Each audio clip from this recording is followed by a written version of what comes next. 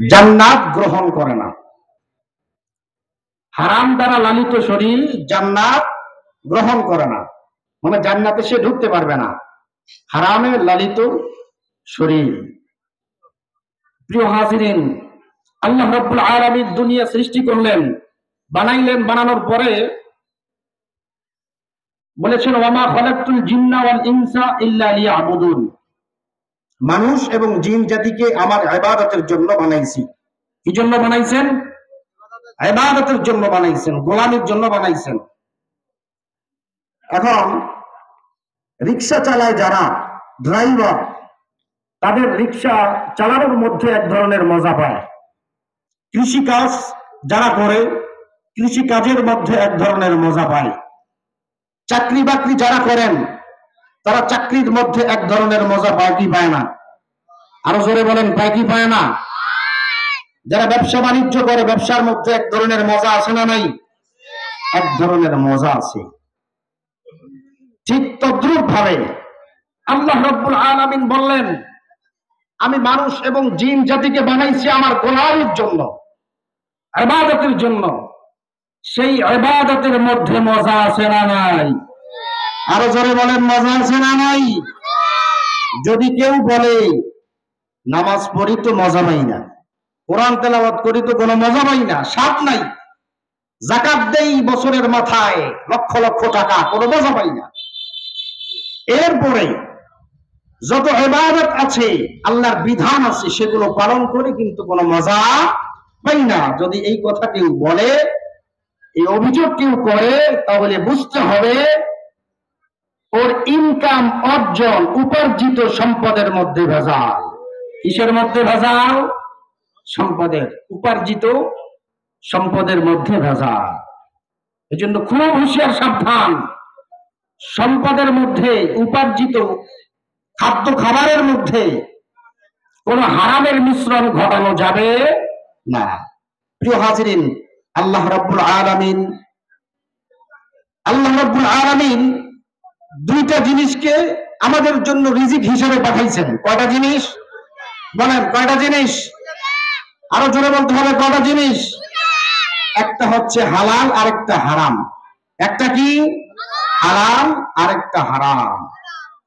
আল্লাহ পাক যেগুলো আমাদের জন্য বৈধ ঘোষণা করেছেন, আমাদের জন্য যেগুলো আল্লাহ পাক বৈধ ঘোষণা করেছেন, মানুষের জন্য, মুসলমানের জন্য বৈধ ঘোষণা করেছেন, ওই বৈধ জিনিসের নাম আল্লাহ পাক রেখেছেন হালাল। আর যেগুলো মুসলমানের জন্য আল্লাহ পাক অবৈধ ঘোষণা করেছেন, ওই অবৈধ বস্তু বা জিনিসের নাম আল্লাহ পাক রেখেছেন হারাম। কি রেখেছেন? আল্লাহ পাক হারাম রেখেছেন। দুইটা জিনিস, হালাল এবং হারাম। এই হালাল আমাদের জন্য বরাদ্দ করেছেন, মুসলমানের জন্য বরাদ্দ করেছেন। হালাল বরাদ্দ করে আল্লাহ পাক বলেন, তোমরা যা কিছু খাও, যা কিছু তোমাদেরকে রিজিক হিসাবে দান করেছি, সেই রিজিক হিসাবে যেই জিনিসগুলো দান করেছি, তার থেকে হালাল এবং উত্তম জিনিসগুলো তোমরা খাও। কি খাওয়ার জন্য বলছেন? আরো জোরে বলেন না, কি খাওয়ার জন্য বলছেন? আল্লাহ পাক হালাল খাওয়ার জন্য বলেছেন, হালাল খাওয়ার জন্য আদেশ করেছেন, আর হারাম থেকে নিষেধ করেছেন। এই আদেশ নিষেধের কারণে আমাদের সমাজের মুসলমানরা হালাল খায়, হারাম থেকে বিরত থাকে। হারাম থেকে বিরত থাকে নাকি? হারাম থেকে বিরত থাকে নাকি হালাল খায় আর হারামের ধারে কাছেও যায় না? সমাজে এমন লোক আছে? বলে আছে? আছে। এখন আল্লাহ পাক আমাদের জন্য হালাল বরাদ্দ রেখেছেন আর হারাম থেকে নিষেধ করেছেন। সমাজের মধ্যে এই হারামখোর আছে না নাই? আছে। এখন বলেন, ওর কানের মধ্যে এই আল্লাহর বিধান গেছে নাকি? আল্লাহর আয়াতের বিধান এগুলো গেছে? যায় নাই। যদি যাইতো তো সে হারাম খাইতো না, হালাল খাইতো। কি খাইতো? হালাল খাইতো। এই জন্য মুসলমান আল্লাহর গোলাম। হারাম থেকে আল্লাহ পাক নিষেধ করেছেন আর হালাল খাইতে আদেশ করেছেন, হুকুম করেছেন। এই জন্য আল্লাহ পাক বলেন, ইয়া আইয়ুহান নাস কুলু মিম্মা ফিল আরদি হালালান তাইয়্যিবা। হে মানব গোষ্ঠীরা, তোমাদেরকে যে রিজিক দান করেছি জমিনের মধ্যে, সেই রিজিক থেকে তোমরা যেগুলো হালাল করেছি হালাল গুলো খাও, আর হারাম থেকে তোমরা বিরত থাকো, হারাম পরিহার করো। এই জন্য হারাম খাওয়া যাবে কি? আরো জোরে বলেন, হারাম খাওয়া যাবে? হারাম খাওয়া যাবে না, হালাল খাইতে হবে। হালাল খাইলে পরে কি হবে? আল্লাহ রাব্বুল আলামিনের পয়গম্বর সাল্লাল্লাহু আলাইহি ওয়াসাল্লাম বলেন, যারা হারাম খায় হারামে লালিত শরীর জান্নাতে দাখিল হবে না। কি বলেন? জান্নাতে দাখিল হবে না, জান্নাতে যাবে না। হারাম দিয়া নির্মিত যদি শরীর হয়, সেই শরীর নিয়া কেউ জান্নাতে যাইতে পারবে না। কি পারবে না? এখন কেউ যদি হারাম খায় আর আশা করে আমি জান্নাতে যাব, সেই আশা করা বোকামি না? বলেন, বোকামি। এই জন্য হারাম থেকে বাঁচতে হবে। পারবো তো ইনশাআল্লাহ? আল্লাহ পাক আমাদের সকলকে তৌফিক দান করেন।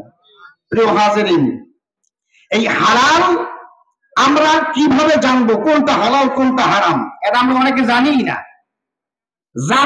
জানলেও না জানার ভান করে খায়। কি বলেন, ঠিক না? জানলেও না জানার ভান করে, বুঝলেও বোঝার চেষ্টা করে না, জানলেও জানার চেষ্টা করে না। আল্লাহ পাক রব্বুল আলামিন যেগুলো হালাল করেছেন সেগুলো খাইতে হবে, আর যেগুলো হারাম করেছেন সেগুলো বর্জন করতে হবে। এই হারাম হচ্ছে 3 ভাগে বিভক্ত। বলেন কয় ভাগে? 3 ভাগে। প্রথম নম্বরে বোঝার জন্য বলি, 1 নম্বরে জিনিসটাই হারাম, জিনিসটাই মুসলমানের জন্য হারাম করেছেন আল্লাহ। সেটা হচ্ছে আল্লাহ পাক ঘোষণা করেন, ইন্নামা হাররামা আলাইকুমুল মাইতাতা ওয়াদ-দামা ওয়া লাহমাল খিনজির। আল্লাহ পাক বলেন, আমি রক্তকে মুসলমানের জন্য হারাম করেছি, মৃত প্রাণীকে মুসলমানের জন্য হারাম করেছি, আর শুকরের গোশতকে মুসলমানের জন্য হারাম করেছি। শুকরের গোশত আর কুকুরের গোশত মুসলমানের জন্য হালাল না হারাম? আরো জোরে বলেন, হালাল না হারাম? মুসলমানের জন্য কুকুরের গোশত শুকরের গোশত হারাম। 1 নম্বরে বোঝার জন্য বলি, সংক্ষেপ, সময় নাই। মুসলমানের জন্য 1 নম্বরে জিনিসটাই আল্লাহ পাক হারাম করেছেন। জিনিসটা কি করছেন? এটা যতই আপনি ঘষেন মাজেন জবাই করেন, বিসমিল্লাহ বলেন আর আল্লাহর নাম বলেন, যার নামেই বলেন, কুকুরের গোশত শুকরের গোশত মুসলমানের জন্য হারাম নয়, হারাম। মুসলমানের জন্য কি? হারাম। 2 নম্বরে আল্লাহ পাক রব্বুল আলামিন, আল্লাহ পাক রব্বুল আলামিনের কোরআনের আয়াত অনুযায়ী আপনার আমাদের সমাজের মধ্যে আমরা বসবাস করি, মুসলমানরা বসবাস করে নাকি অন্য সম্প্রদায়ের মানুষও বসবাস করে? হিন্দু ভাইরা আছে না নাই? খ্রিস্টানরা আছে না নাই? আপনার সাথে একজন মুসলিম বা হিন্দুর সাথে খুব সম্পর্ক, বন্ধুত্ব সম্পর্ক, একসাথে বাজার করেন, একসাথে খাওয়া দাওয়া করেন, একসাথে চলাফেরা করেন। এখন সে বাড়িতে তার যেগুলো অনুষ্ঠানের জন্য একটা খাসি জবাই করেছে, সেই খাসির গোশত খুব সুন্দর করে ভোনা করছে, খুব সুস্বাদু করে রান্না করছে। এরপরে সে ভাবলো মুসলমানের সাথে আমার সম্পর্ক, বন্ধুত্ব, একসাথে উঠা বসা করি, চলাফেরা করি, একসাথে খাওয়া দাওয়া করি, সেই বন্ধুর জন্য 1 প্লেট গোশত পাঠানো দরকার। সেই মুসলিম ভাই আপনার জন্য 1 বাটি খাসির গোশত খুব সুন্দর কইরা ভোনা কইরা আপনার জন্য নিয়ে আসছে। ওই খাসির গোশত আপনার জন্য খাওয়া হালাল না হারাম? আর জোরে বলেন না, হালাল না হারাম? আমাদের সমাজে অনেক মুসলমান আছে, মুসলিমদের বাড়িতে খায়, অমুসলিমদের পূজায় যায়, অমুসলিমদের পূজায় গিয়া তাদের ভোগ খায়, তাদের জবাইকৃত পশু থেকে ভক্ষণ করে না? করে না? আল্লাহ পাক বলেন, ওয়ামা উহিল্লা লিগাইরিল্লাহি বি। কোন মুসলিম যদিও খাসি মুসলমানের জন্য হালাল না হারাম? খাসি মুসলমানের জন্য কি? হালাল। কিন্তু সেই খাসি জিনিসের মধ্যে কোনো ভেজাল নাই, জবাইয়ের মধ্যে ভেজাল। অমুসলিম জবাই করেছে, আল্লাহর নামে করে নাই, দেবতার নামে করেছে বিদায় আল্লাহ পাক বলেন, ওয়ামা উহিল্লা লিগাইরিল্লাহি বি। অমুসলিম জবাই করেছে দেবতার নামে, কাজেই অমুসলিমদের হাতে জবাইকৃত পশু মুসলমানের জন্য হালাল না হারাম? 2 নাম্বার, 1 নম্বরে জিনিসটাই আল্লাহ পাক হারাম করেছেন, যেমন কুকুরের গোশত, শুকরের গোশত হারাম করেছেন। দুই নম্বরে অমুসলিমদের হাতে জবাইকৃত পশু যেহেতু আল্লাহর নামে হয় নাই, দেবতার নামে হয়েছে, গায়রুল্লাহর নামে হয়েছে বিধায় ওটা আমাদের জন্য হারাম। তিন নম্বরে আপনি বাজার করেছেন, আপনার সন্তান বিদেশ থেকে টাকা পাঠাইছে, ওই টাকা দিয়া সুন্দর কইরা বাজারে গেছেন, গরুর গোশত 10 কেজি কিনছেন, গরুর গোশত 10 কেজি কিনা বাড়িতে আনছেন, বাড়িতে আইনা খুব সুন্দর কইরা রান্না করছেন, পরিবার পরিজনদের কিনিয়ে খাওয়াইছেন, ওটা আপনার জন্য হালাল না হারাম? জবাইয়ের মধ্যে কোনো ভেজাল আছে? জবাই তো করছে আল্লাহর নাম নিয়া, গরু জবাই করছে, গরু মুসলমানের জন্য হালাল না হারাম?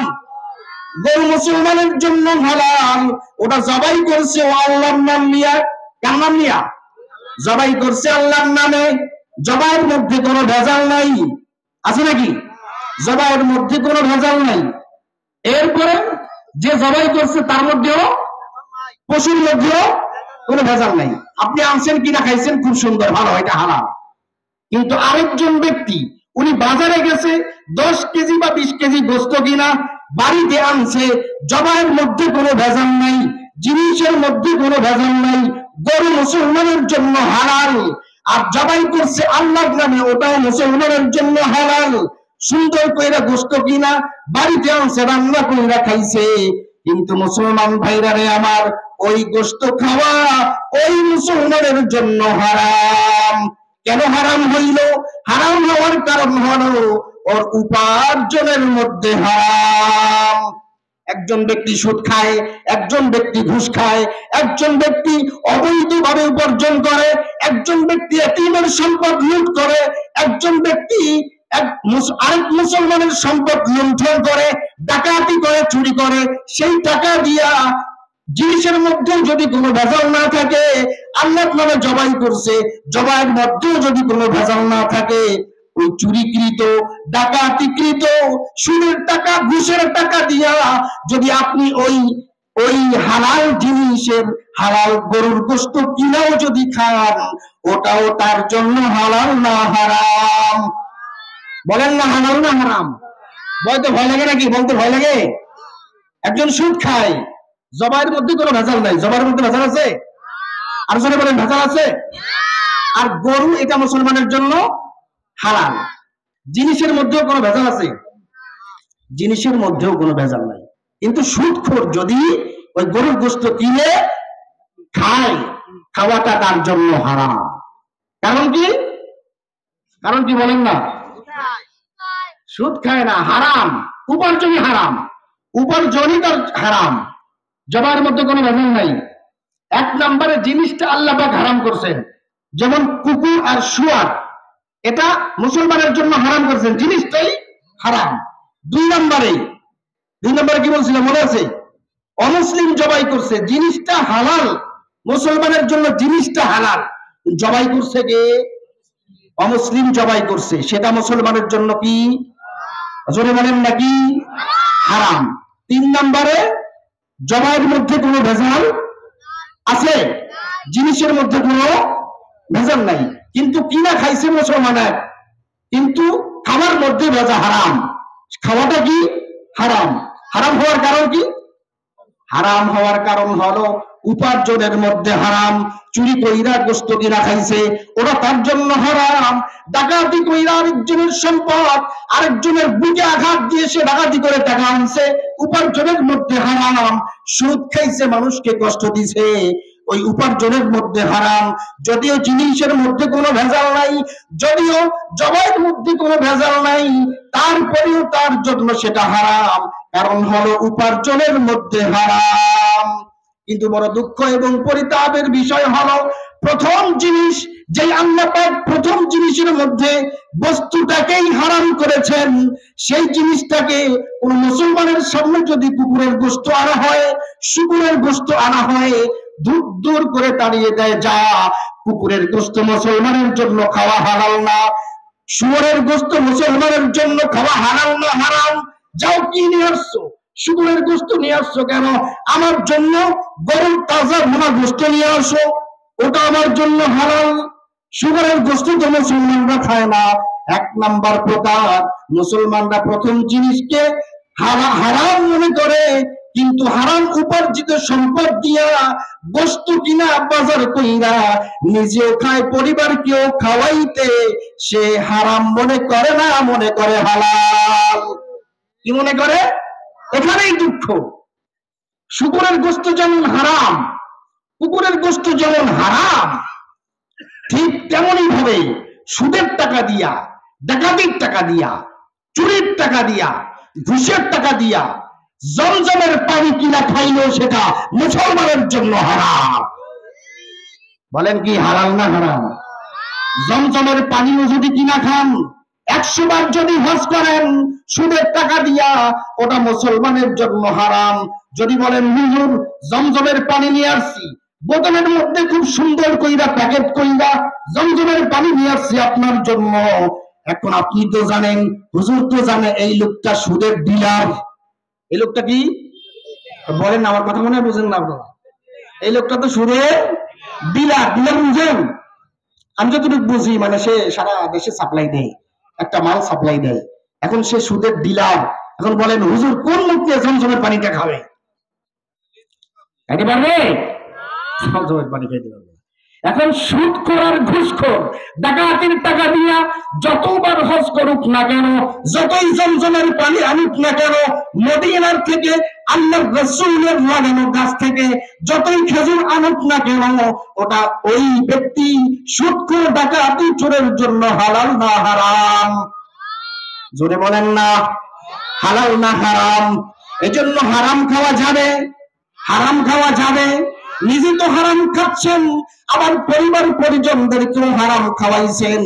আল্লাহর নবী বলেন লা তাদখুলুল জান্নাতা জাসাদুন গুদিয়া বিল হারাম। হারামে লালিত শরীর জান্নাতে দাখিল হবে না, জান্নাত গ্রহণ করবে না, ধিক্কার দিবে। কাকে নিয়ে আসছো আল্লাহ? এজন্য হারাম খাওয়া যাবে? এজন্য যারা হারাম খায় তাদের 1 নম্বর সমস্যা হলো আল্লাহর উপরে পরিপূর্ণ আস্থা এবং বিশ্বাস নাই, আল্লাহর উপরে ভরসা নাই। সূরা হুদের 6 নম্বর আয়াতে 12 নম্বর পারার 1 নম্বর পৃষ্ঠার একদম প্রথম লাইনের মধ্যে আল্লাহ পাক বলেন ওয়ামা মিন দাব্বাতিন ফিল আরদি ইল্লা আলাল্লাহি রিজকুহা। জমিনে বিচরণকারী যত মাখলুকাত আছে, সব মাখলুকাতের জন্য রিজিকের দায়িত্ব নিয়েছেন তিনি কে? আরো জোরে বলেন তিনি কে? সব মানুষের রিজিকের দায়িত্ব কে নিয়েছেন? তাইলে রিজিক নিয়ে কোনো টেনশন আছে? যে সুদ খায় সে মনে করে আমাকে খাওয়াবে কে, যে ঘুষ খায় সে মনে করে আমাকে খাওয়াবে কে। আল্লাহর উপরে পরিপূর্ণ বিশ্বাস নাই, আল্লাহর উপরে পরিপূর্ণ তাওয়াক্কুল নাই। তাওয়াক্কুল না থাকার কারণে, আল্লাহর উপরে পরিপূর্ণ ভরসা না থাকার কারণে সে অবৈধ পন্থায় উপার্জন করে, নিজে খায়, পরিবার পরিজনদেরকেও খাওয়ায়, পরিবারদেরকেও খাওয়ায়, নিজে তো হারাম খায়, এরপরে সবাইকে নিয়ে মিলামিশা খায়। এই জন্য সে কি হয়েছে? সুদের ডিলার। কি হয়েছে? সুদের ডিলার হয়েছে। এই জন্য আল্লাহ পাক আমাদের সকলকে হালাল খাওয়ার তৌফিক দান করেন, হারাম থেকে বেঁচে থাকার তৌফিক দান করেন। পারবো তো ইনশাআল্লাহ? কুকুরের গোশতকে, শুকুরের গোশতকে যেভাবে আমরা হারাম মনে করে দূরে ঠেলে দেই, দূরে সরায় দেই, ঠিক তেমনই ভাবে সুদ, ঘুষ, হারাম উপার্জিত যত সম্পদ আছে, সেই সম্পদ যদি আমাদের সামনে আসে, কুকুরের গোশত যেভাবে ঠেলে দেই, ওইভাবেই এই হারাম উপার্জিত সম্পদ আমাদের থেকে দূরে ঠেলে দিতে হবে। পারবো তো ইনশাআল্লাহ? প্রথমটাকে হারাম মনে করি, হারাম মনে করি, শেষটাকে হারাম মনে করি। আল্লাহ পাক আমাদের সকলকে হালাল খাওয়ার তৌফিক দান করেন, আল্লাহর উপরে পরিপূর্ণ আস্থা, বিশ্বাস, ভরসা, তাওয়াক্কুল রাখার তৌফিক দান করেন, হারাম থেকে বেঁচে থাকার তৌফিক দান করেন। আসসালামু আলাইকুম ওয়া রাহমাতুল্লাহি ওয়া বারাকাতুহু।